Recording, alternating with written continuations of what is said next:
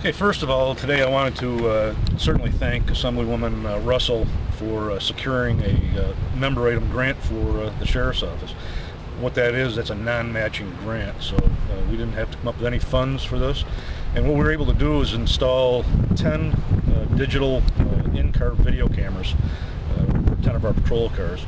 And it's got so many features on there that it's almost hard to get into everything that this will do, but certainly it's going to ensure safety for the officers, and probably I would have to say it's going to cut down on a lot of maybe lawsuits that maybe come from a car accident on a county highway. So we'll be able to record going to the car accident and use that in court. So it's just a great piece of equipment.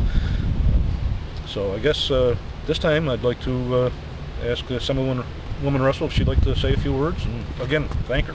Well, the state had an allocation of burn grant funding, and given the growth that we have experienced in our area, and also the fact that the Sheriff Burns has been very active in working to modernize his department, his road patrol, it seemed very logical to make sure that he had the resources to continue to do that.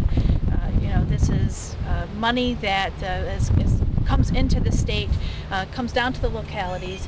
It helps him not have to take money away from other critical functions that he has to fund, but he can continue to put into what the North Country needs as we grow and as we expand. The sheriff is right. This is going to improve the safety of the officers, but really it should also make the public feel more secure. When you know that there's somebody out there recording, I think it'll also put the public at ease. With this, it's a tremendous amount of technology that is going to also assist in convicting criminals, which is something that cannot be overlooked.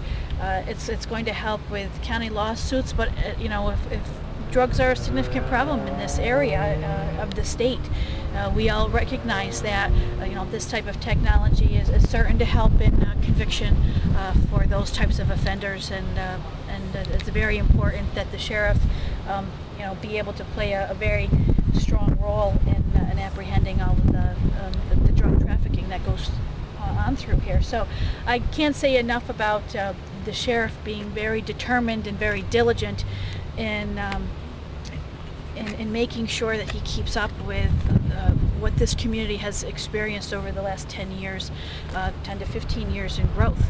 I can't commend him enough. I think his department is really one of the very key players in law enforcement in this area, and we have a significant amount of agencies here, and he is a very strong part of that team.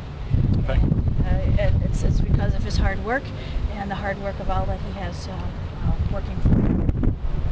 Vehicles that are special use vehicles, but pretty much the 10 cars will be on the road most of the time.